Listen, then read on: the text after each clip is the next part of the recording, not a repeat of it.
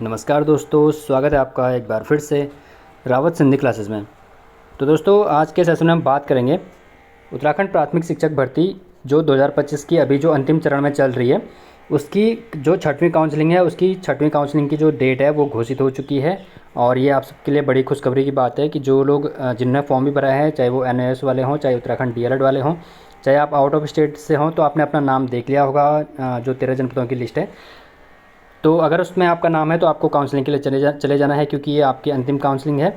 और इसके साथ इसमें देखेंगे कि आपको क्या क्या काउंसलिंग में आपको क्या क्या डॉक्यूमेंट ले जाना है, वहाँ पे क्या क्या डॉक्यूमेंट आपको वहाँ पे चाहिए होंगे काउंसलिंग के टाइम पे। और कई अभ्यर्थी ऐसे हैं यहाँ पे कि जिनका 2 डिस्ट्रिक्ट में या फिर 3 डिस्ट्रिक्ट में या फिर 4 डिस्ट्रिक्ट में, कई ऐसे हैं उनका 5 या फिर 6 डिस्ट्रिक्ट में भी नाम है, क्योंकि अलग अलग डिस्ट्रिक्ट से आपने फॉर्म भरा होगा, तो उनको काउंसलिंग में किस ज़िले में जाना चाहिए ये भी हम इस वीडियो के माध्यम से देखेंगे।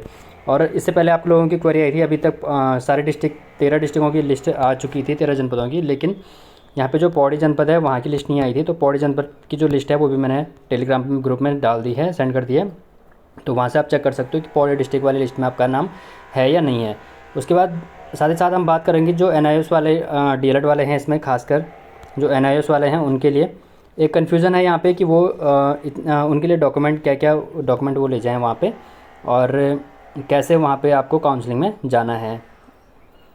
आपकी जो मेरिट लिस्ट है या फिर आपकी जो योग्यता लिस्ट है, उसके बिहाफ पे आपको कैसे काउंसलिंग में भाग लेना है। तो सबसे पहले जान लेते हैं कि जो काउंसलिंग की जो डेट है वो यहाँ पे क्या कर दिया, गवर्नमेंट के द्वारा घोषित कर दी गई है। और जो आपकी काउंसलिंग रहेगी, ये आपकी काउंसलिंग 24 मई 2025 को रहने वाली है। ठीक है, तो 24 मई 2025 को आपको काउंसलिंग में चले जाना है, और कहाँ पे जाना है ये भी हम देखेंगे इस पूरी वीडियो में। और इसलिए वीडियो को अंत तक आप ज़रूर देखें, ताकि आपको पूरी जो डिटेल इन्फॉर्मेशन है वो आपको डिटेल में मिल सके, ताकि आप सही जगह पे पहुंच सकें काउंसलिंग में। ठीक है, और आपकी काउंसलिंग, ये जो काउंसलिंग है आपकी, ये काउंसलिंग नहीं छूटनी चाहिए, क्योंकि काउंसलिंग आपकी बहुत ज़रूरी है। तो सबसे पहले देखते हैं हम, ये अल्मोड़ा की लिस्ट है। तो अल्मोड़ा की जो विज्ञप्ति है ये आई है 16 मई को जारी किया इन्होंने 2025 को। तो कार्यालय प्रारंभिक शिक्षा अधिकारी अल्मोड़ा, तो इसमें इन्होंने साफ साफ बताया है कि जो आपकी काउंसलिंग रहने वाली है वो आपकी रहेगी। यहाँ पे अगर हम यहाँ पे पढ़ेंगे तो वेबसाइट पर जो प्रख्यापित अवशेष रिक्तियों की आपूर्ति इस प्रवणिता सूची के माध्यम से की जानी है। इस हेतु प्रमाण पत्रों की जांच हेतु दिनांक 24/5/2025, तो 24 मई 2025 की तिथि निर्धारित की जाती है। और यहाँ पे एक बात ये ध्यान में रखनी है कि कई लोग सोच रहे होंगे कि जो मेरिट लिस्ट है वो अलग से आएगी, तो मेरिट लिस्ट अलग से नहीं आएगी। हालांकि इन्होंने कल वेबसाइट पे अपलोड किया था, लेकिन वो उसके बाद हटा दिया था। तो ये आपका क्या है कि प्रमाण पत्रों की जो जांच की जा रही है, ये यहीं पे ये काउंसलिंग रहने वाली है। तो आपके जो प्रमाण पत्र हैं, आपके जो डॉक्यूमेंट हैं, जो लिस्ट आई है, जो योग्यता लिस्ट भी कह सकते हैं उसको, और जो मेरिट लिस्ट भी कह सकते हैं उसको, क्योंकि मेरिट के बेस पे ही वहाँ पे नाम दिया गया है। जिसके अगर मान लो किसी के 80 गुणांक हैं तो उसका पहले नंबर पे है, उससे 80 से नीचे जिसका होगा, जिसका 79 है, 78 है, तो उस बिहाफ पे वहाँ पे क्या दिए गए हैं, नाम दिए गए हैं। तो उस बिहाफ पे वहाँ पे नाम दिए गए हैं, तो वो क्या है, आपकी मेरिट लिस्ट ही कह सकते हैं उसको, मेरिट लिस्ट है। तो अगर आपका जिस लिस्ट में आपका नाम है या फिर जिस जनपद में आपका नाम है, तो आपको उस जनपद में काउंसलिंग के लिए चले जाना है 24 मई 2025 को। और ध्यान रखना आपको कि वहाँ पे आपकी प्रमाण पत्रों की जांच की जाएगी। ठीक है, इसलिए आपको सारे प्रमाण पत्र लेके जाने हैं, और क्या क्या डॉक्यूमेंट आपको लेके जाने हैं वो भी हम आगे देखेंगे इस वीडियो के माध्यम से। तो 24 मई को आपकी अल्मोड़ा की काउंसलिंग है, और आपको कहाँ पे जाना है ये भी आपको ध्यान में रखना है कि आपको कहाँ पे जाना है। तो प्रवीणता सूची में सम्मिलित संबंधित अभ्यर्थी निर्धारित तिथि को जिला शिक्षा अधिकारी प्रारंभिक शिक्षा अल्मोड़ा के कार्यालय में प्रातः 10 बजे अपने समस्त शैक्षिक प्रशिक्षण एवं अन्य प्रमाण पत्रों सहित जो नियुक्ति की पात्रता हेतु प्रासंगिक है, मूल में चयन समिति के समक्ष प्रस्तुत करने हेतु उपस्थित होना सुनिश्चित कर रहे हैं। ठीक है, तो 10 बजे आपको चले जाना है जिला शिक्षा अधिकारी प्रारंभिक शिक्षा अल्मोड़ा के कार्यालय में, अगर आपका अल्मोड़ा वाली लिस्ट में नाम है तो। और कई अभ्यर्थी ऐसे हैं यहाँ पे कि उनका अल्मोड़ा में भी है, टिहरी में भी है, पौड़ी में भी है, 2-3 जनपदों में उनका नाम है, 2-3 जनपदों में उनका नाम है। तो उनको किस जनपद में जाना चाहिए, क्योंकि जो यहाँ पे काउंसलिंग की तिथि है वो हर जनपद की सेम है। लगभग अभी तक 4 या 5 जनपदों की लिस्ट आई है, तो उनकी लिस्ट अभी तक जो उनकी काउंसलिंग है वो 24 मई को ही रखी गई है। तो आने वाले जो और भी जनपद होंगे उनकी जो काउंसलिंग होगी वो भी मुझे लगता है कि 24 मई को ही रखी जाएगी। फिर भी जब भी उसकी डेट आएगी तो आपको वीडियो के माध्यम से सबसे पहले अपडेट कर दिया जाएगा। इसलिए अगर आप चैनल पर नए हैं तो चैनल को सब्सक्राइब ज़रूर कीजिए। तो अल्मोड़ा की बात हुई, अल्मोड़ा में आपको चले जाना है और इसके बाद जो आपके डॉक्यूमेंट हैं उनकी बात करेंगे। तो ये बात की हमने अल्मोड़ा की, तो अल्मोड़ा के कार्यालय में आपको 10 बजे प्रातः पहुंच जाना है। अगर आपको ये वीडियो थोड़ा धुंधली दिखाई दे रही है, अगर साफ़ नहीं दिखाई दे रही, तो आप इसको 720 पिक्सल में देख सकते हो, तो आपको साफ दिखाई देगा। ठीक है। और साथ ही साथ आप अगर डॉक्यूमेंट की बात करें तो यहाँ पे विशेषकर जो NIOS वाले हैं, NIOS वाले अभ्यर्थी हैं, उनके साथ तो गवर्नमेंट ने ऐसा वो कर रखा है कि उनको उनको बहुत सारे डॉक्यूमेंट वहाँ पे ले जाने के लिए बोल रखा है। और हम ये भी जानेंगे कि NIOS वाले कौन से अभ्यर्थी जो NIOS वाले हैं वो यहाँ पे शामिल किए गए हैं गवर्नमेंट के द्वारा, तो वो वीडियो के अंत में हम देखेंगे। तो वीडियो को स्किप मत कीजिए, क्योंकि आपको पता चल जाएगा कि क्योंकि कई लोग क्या हैं कि अगर NIOS से आपका DLED है और आपका लिस्ट में नाम है, मेरिट लिस्ट में आपका अगर नाम है, तो आप लोग क्या करोगे, वहाँ पर काउंसलिंग में चले जाओगे और वहाँ पर जाके फिर आपका कोई फ़ायदा नहीं होगा, क्योंकि वहाँ पे डॉक्यूमेंट क्या हो जाएंगे, आपके निरस्त भी हो सकते हैं। तो इसलिए आपको ध्यान में रखना कि किसको बुलाया गया है और किसको नहीं बुलाया गया है। उसके अलावा NIOS वालों की बात करें तो NIOS में यहाँ पे लिखा गया है कि NIOS DLED अभ्यर्थियों को अन्य शैक्षिक प्रशिक्षण प्रमाण पत्रों के अतिरिक्त उनके सेवारत होने से संबंधित प्रमाणित साक्ष्य भी यथा नियुक्ति पत्र। तो सबसे पहले आपको क्या ले जाना है, जो प्रमाण पत्रों की बात करते हैं तो डॉक्यूमेंट की जो हम बात कर रहे थे, आपको क्या क्या डॉक्यूमेंट ले जाने हैं। सबसे पहले आपको वहाँ पे डॉक्यूमेंट की बात करते हैं, आपको क्या क्या डॉक्यूमेंट वहाँ पे लेके जाने हैं 24 मई को काउंसलिंग में। सबसे पहले आपको 10th का मार्कशीट सर्टिफिकेट ले जाना है, उसके बाद आपको 12th का मार्कशीट और सर्टिफिकेट ले जाना है अपना। उसके बाद आपको जो आपका UG है, UG का सर्टिफिकेट हो गया और डिग्री हो गया, वो लेके जाना है।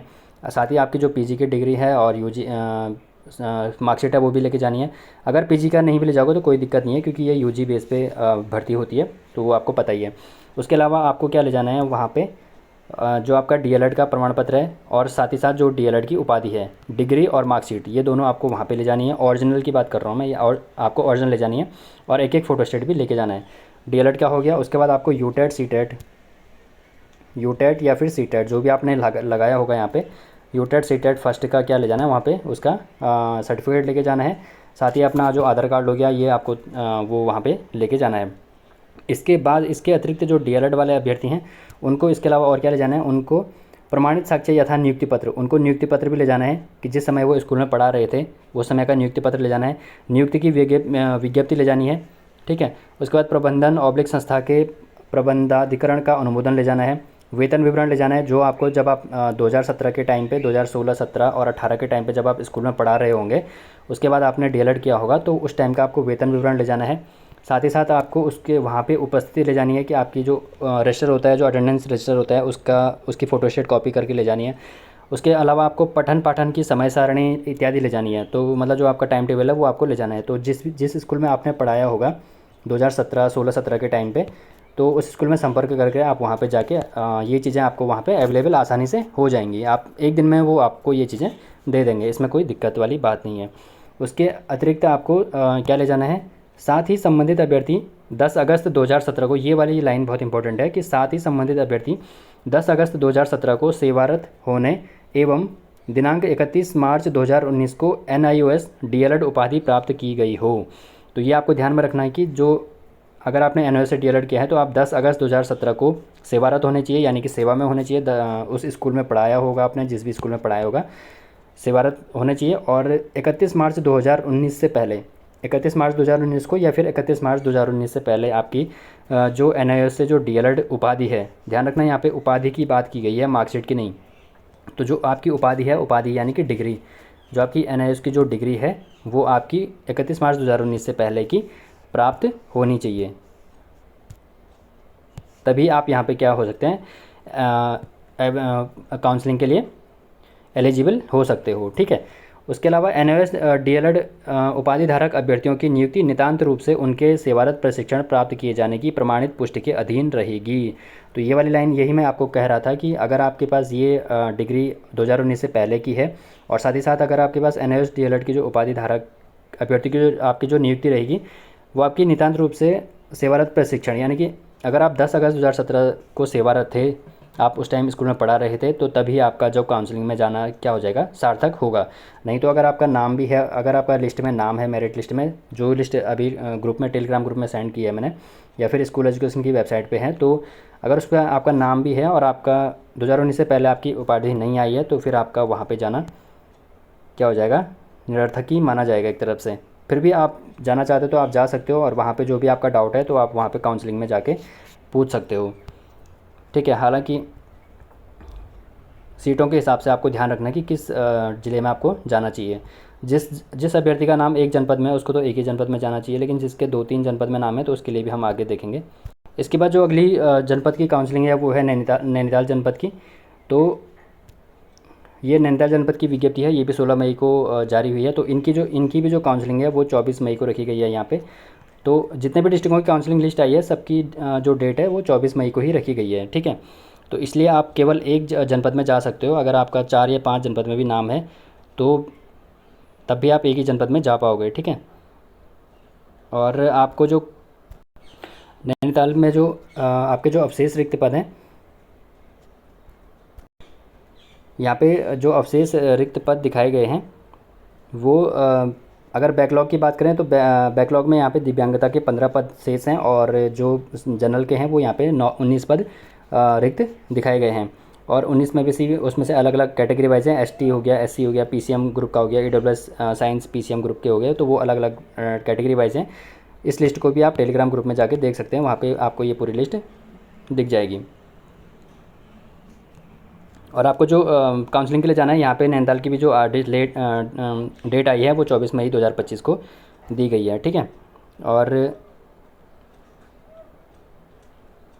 यहाँ पे साफ साफ लिखा है कि अगर आप काउंसलिंग में नहीं जाते हो, पुकार होने पर अनुपस्थित पाए गए अभ्यर्थी को किसी भी दशा में कोई अवसर प्रदान नहीं किया जाएगा।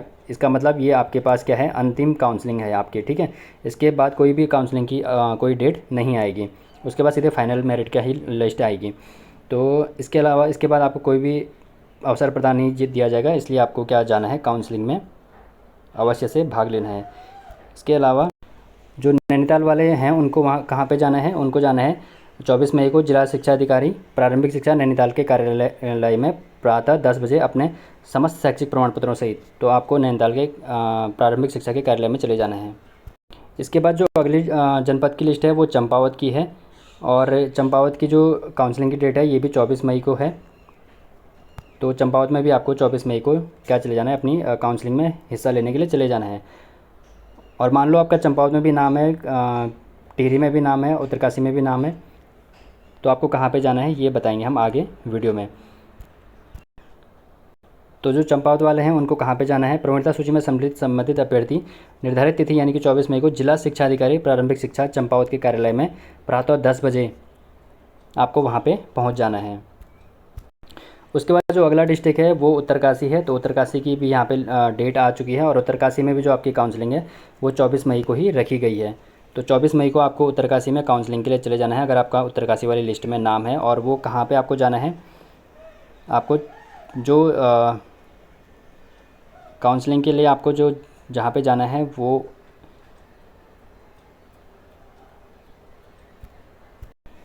तो उत्तरकाशी में आपको जाना है अभ्यर्थी निर्धारित तिथि को पीएम श्री राजकीय कीर्ति इंटर कॉलेज उत्तरकाशी में प्रातः 10 बजे शासकीय समय पर अपने समस्त शैक्षिक प्रशिक्षण के साथ काउंसलिंग में शामिल हों।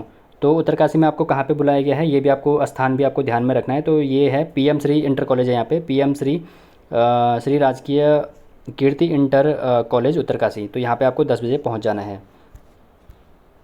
इसके अतिरिक्त और भी जो जनपद हैं उनकी भी मुझे लगता है यहाँ पे कि जो डेट होगी वो 24 मई को ही घोषित की जाएगी, क्योंकि एक ही दिन यहाँ पे कि आपकी यहाँ पे काउंसलिंग होगी। तो फिर भी जैसे ही उसकी लिस्ट आती है, जैसे उसकी डेट आती है, तो वो आपको वीडियो के माध्यम से बता दिया जाएगा, इसलिए चैनल को सब्सक्राइब ज़रूर कीजिए। और जब तक मैं ये वीडियो बना रहा हूँ, यहाँ पे टिहरी गढ़वाल की जो रिक्ति है ये भी आपको ध्यान में रखना है। ये रिक्ति टिहरी गढ़वाल की है, तो ये भी यहाँ पे अपलोड कर दी गई है ऑफिशियल वेबसाइट पर। और यहाँ पे इस लिस्ट को मैं टेलीग्राम ग्रुप में सेंड कर दूँगा, यहाँ पर आप अपने हिसाब से जो सीटें हैं वो देख सकते हो। ठीक है, और मैं बात कर रहा था कि अगर आपका नाम 2 जनपदों में या फिर 3 जनपदों में या फिर 4 जनपदों में है, जिसका एक जनपद में उसको तो उसी जनपद में जाना है, लेकिन जिसका 2 या 2 से अधिक जनपदों में है तो उसको कहाँ पे जाना है, उसके लिए आपको 2 चीज़ें इंपॉर्टेंट ध्यान में रखनी है। एक पहली चीज़ आपको ये ध्यान में रखनी है कि जहाँ पे आपका नाम पहले हो, जहाँ पे नाम पहले हो यानी कि जो मेरिट लिस्ट है, जो योग्यता लिस्ट है, उसमें आपको देखना है कि आपका नाम वहाँ पर कहाँ पर है। मान लो कोई एच नाम का कैंडिडेट है, मान लो कोई ए नाम का कैंडिडेट है, एग्जाम्पल से समझते हैं। मान लो कोई ए नाम का कैंडिडेट है, ए नाम के कैंडिडेट की जो लिस्ट है, अगर उत्तरकाशी की बात करें, उत्तरकाशी लिस्ट में उसका नाम 10वां है और चंपावत वाली जो लिस्ट है उसमें उसका नाम तीसरा है, तो उस अभ्यर्थी को, जो ए नाम का अभ्यर्थी है, इसको काउंसलिंग के लिए कहाँ पे जाना है? ऑब्वियसली सी बात है, ये यहाँ पे जाएगा जहाँ पे उसका तीसरा लिस्ट में नाम है, क्योंकि यहाँ पे सिलेक्शन होने के चांस ज़्यादा हैं। और दूसरा जो क्राइटेरिया आपको ध्यान में रखना है, दूसरा जो मानक आपको ध्यान में रखना है कि जहाँ पे सीट क्या हो, जहाँ पे सीट ज़्यादा हो, ये भी आपको ध्यान में रखना है। मेन फोकस तो आपको सीट पे ही करना है कि सीट किस डिस्ट्रिक्ट में ज़्यादा हैं और किस कैटेगरी में ज़्यादा हैं। तो आपको कैटेगरी वाइज भी देखना है कि कहाँ पे सीटें ज़्यादा हैं, तो जहाँ पे आपका नाम पहले हो और दूसरा जहाँ पे आपका सीटें ज़्यादा हों। तो आप ये सीटें आप देख लेना अपने हिसाब से, यहाँ पे डिवाइड किया गया है। तो इस लिस्ट को मैं टेलीग्राम ग्रुप में सेंड कर दूँगा, वहाँ से आप देख सकते हो। इसके बाद जो अगली रिक्ति है वो अल्मोड़ा की है, तो अल्मोड़ा की भी यहाँ पे रिक्ति अपलोड कर दी गई है। तो आपको ये ध्यान में रखना है कि आपकी रिक्ति कहाँ पे है, किस कैटेगरी में आपकी रिक्ति है और कहाँ पे आपकी सीट है। तो ये चीज़ आपको विशेष रूप से ध्यान में रखनी है। बाकी जो NOS वाले हैं, DLED वाले अभ्यर्थी हैं, NOS वालों को मैंने बता दिया है कि आपको किस तरीके से काउंसलिंग में जाना है और क्या क्या आपको डॉक्यूमेंट काउंसलिंग में लेके जाने हैं, ये हमने सब देखा वीडियो में। और इतने सारे डिस्ट्रिक्टों की लिस्ट आ चुकी है। तो इसके बाद जैसे ही अगले डिस्ट्रिक्ट की लिस्ट आती है, जो डेट आती है, तो वो यहाँ पे अपलोड कर दूंगा टेलीग्राम ग्रुप में। और साथ ही इसके अलावा आपकी क्वेरी आ रही थी कि जो पौड़ी वाली लिस्ट है वो नहीं आई है, तो पौड़ी वाली लिस्ट भी आ गई है, वो टेलीग्राम ग्रुप में सेंड कर दी गई है। और इसके अलावा अगर आपका कोई भी डाउट बच जाता है तो आप फिर भी कमेंट सेक्शन में पूछ सकते हो। और ये मैंने आपको बता दिया कि काउंसलिंग में किसको हिस्सा लेना है और किसको नहीं लेना है। तो जो मेरिट सूची है, जो विभागीय वेबसाइट पर अपलोड है या फिर जो टेलीग्राम ग्रुप में लिस्ट जारी की गई है, उस लिस्ट में अगर आपका नाम है तो आपको क्या चले जाना है, काउंसलिंग में चले जाना है। और आपको वहाँ पे आपकी क्या होगी, प्रमाण पत्रों की जांच होगी। ठीक है, प्रमाण पत्रों की जांच होगी, ये साफ साफ वहाँ पे लिखा गया है। तो पहले आपकी प्रमाण पत्रों की जांच होगी, उसके बाद जो फाइनल लिस्ट आएगी, जो फाइनल मेरिट लिस्ट आएगी, वो उसके बाद आएगी। तो अब प्रमाण पत्रों की लिस्ट जांच के लिए आपको वहाँ पे चले जाना है। इसके अतिरिक्त अगर आपको अपनी गुणांक देखना है कि NOS डाइट और DLED के जो गुणांक हैं वो कैसे बनते हैं, तो आप इससे पहले वाली जो वीडियो बनाई थी मैंने, उसमें देख सकते हो। तो वहाँ पे आपको साफ साफ पता चल जाएगा कि जो आपके गुणांक हैं वो आपको कैसे निकालने हैं। कई बार हो सकता है कि कई बार मिसप्रिंट हो जाता है, इसीलिए बार बार क्या निकल रही है, यहाँ पर संशोधित लिस्ट निकल रही है हर डिस्ट्रिक्ट की। तो जितने भी डिस्ट्रिक्ट की संशोधित लिस्ट निकली हुई है वो सब मैंने टेलीग्राम ग्रुप में सेंड कर दिया, और जो ग्रुप का लिंक है वो वीडियो के माध्यम से आपको वीडियो के डिस्क्रिप्शन बॉक्स में दिया जाएगा। तो यही था दोस्तों आज की वीडियो में। इसके अलावा अगर आपका कोई भी डाउट बच जाता हो तो आप कमेंट सेक्शन पूछ सकते हैं। तो अगर आपको वीडियो पसंद आए तो वीडियो को लाइक कीजिए, ज़्यादा से लोगों तक इसको शेयर कीजिए और चैनल को सब्सक्राइब ज़रूर कीजिए, ताकि जो इसी तरह की ऑथेंटिक इन्फॉर्मेशन होती है वो सबसे पहले आप तक पहुंच सके। तो मिलते हैं दोस्तों अगली वीडियो में, तब तक के लिए धन्यवाद।